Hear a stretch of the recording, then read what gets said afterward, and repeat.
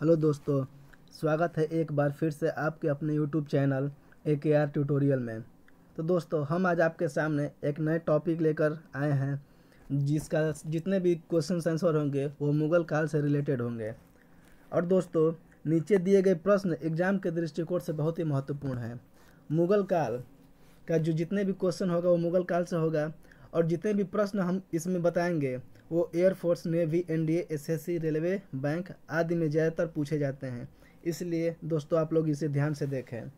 तो चलिए दोस्तों, देर न करते हुए हम अपने क्वेश्चन की तरफ चलते हैं। तो दोस्तों, जो मुग़ल वंश का संस्थापक कौन था, और यह क्वेश्चन एसएससी में 1998 ईस्वी में आ चुका है। तो दोस्तों, आप लोग इसका जवाब कमेंट बॉक्स में देते चलिएगा। चलिए हम इसके आंसर बताते हैं। इसका ऑप्शन है बाबर, हुमायूं, जहांगीर, उमर शेख मिर्ज़ा।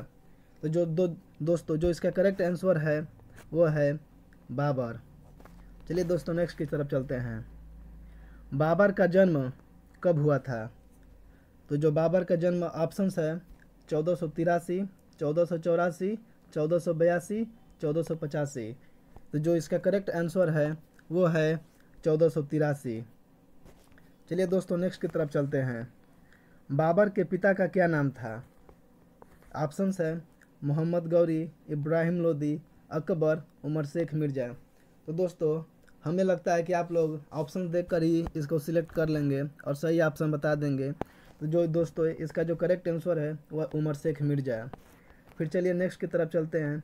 बाबर के पिता उमर शेख मिर्ज़ा कौन से राज्य के शासक थे? इसका ऑप्शन, और दोस्तों ये क्वेश्चन एसएससी 2002 और आरआरबी एएसएम 2005 में आ चुका है।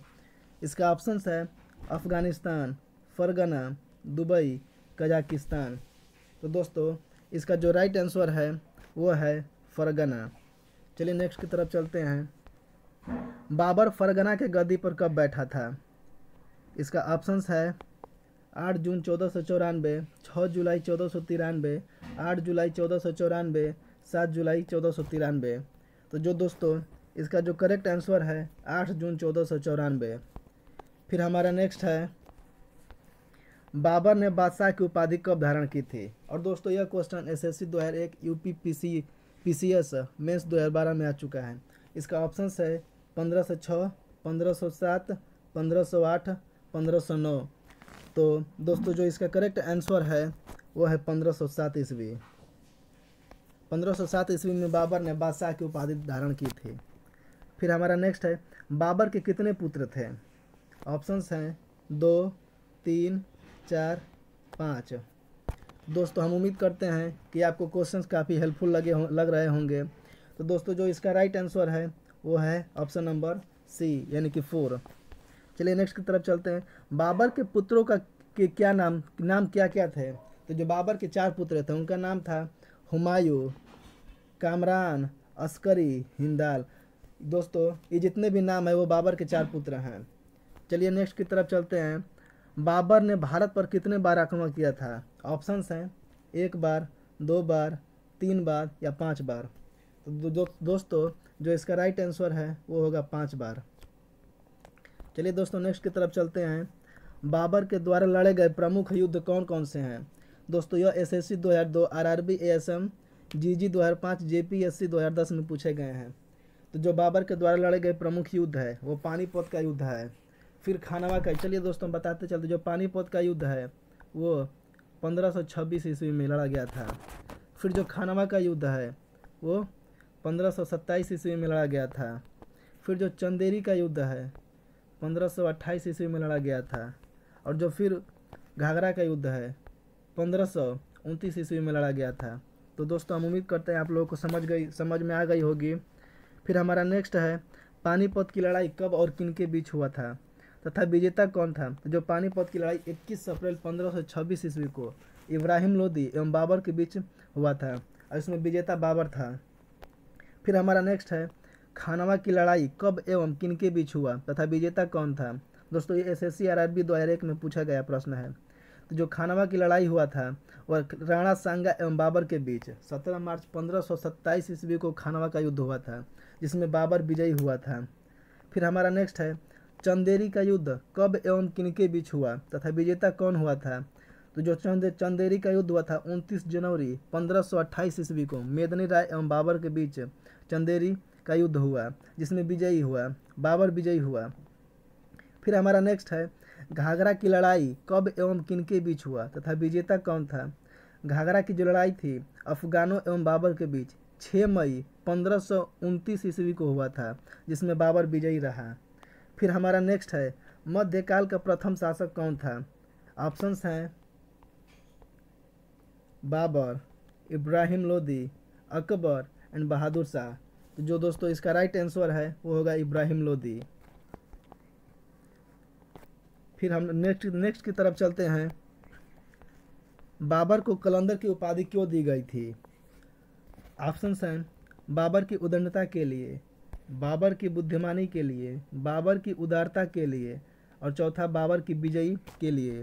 तो दोस्तों जो इसका राइट आंसर है वो बाबर की उदारता के लिए। फिर हमारा नेक्स्ट है खानवा युद्ध विजय के बाद बाबर ने कौन सी उपाधि धारण की थी। तो ऑप्शन है कलंदर की उपाधि, गाजी की उपाधि, विजयी उपाधि, महान शासक की बनने की उपाधि। तो जो इसका आंसर है वो होगा गाजी की उपाधि।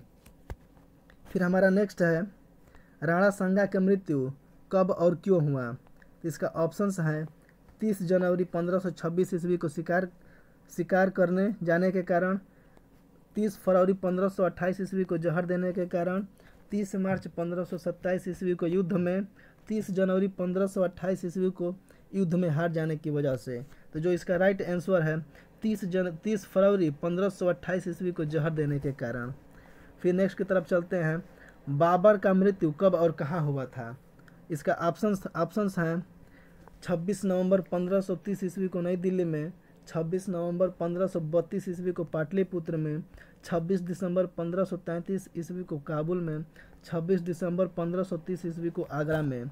जो दोस्तों जो इसका राइट आंसर है वो 26 दिसंबर 1530 ईस्वी को आगरा में।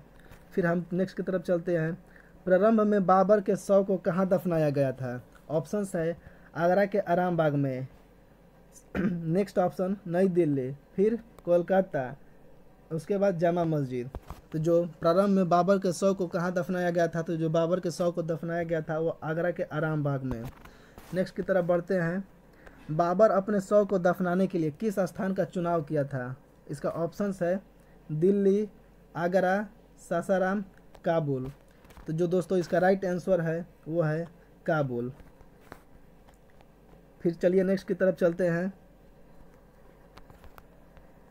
बाबर की आत्मकथा किस पुस्तक में दर्शाया गया है। ऑप्शंस है हुमायूं नामा, तुजुक ए जहाबरी, तुजुक ए बाबरी, शाहजहां नामा नाम। तो जो इसका राइट आंसर है वो तुजुक ए बाबरी।